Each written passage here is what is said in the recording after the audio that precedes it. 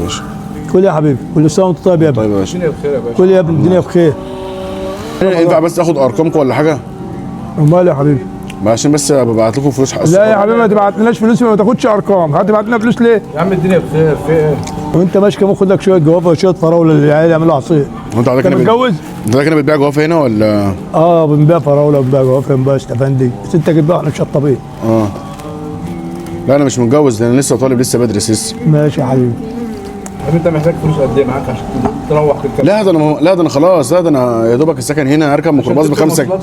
ها؟ عشان تركب مواصلات. لا ده هنا، لا ده خلاص، انت ما انا كده معايا 10 جنيه خلاص بكره باذن الله. ها؟ مش ما عادش حاجه عشان ما تعملش حاجه، خد فلوس كمان بعد ما تتسحر وخد فلوس كمان واركب. انت بتدرس هنا طبعا. خد لك شويه فراوله وخد لك شويه جوافه يبقى اعمل عصير. انت حضرتك هنا ليك ولزمايلك. جمله ولا قطاع هنا؟ جمله يا باشا. يعني انا جمله. جمله؟ اه. طب ازاي السنه دي؟ يا باشا احنا هنديك من الصندوق بتاعنا. الصندوق بتاعنا.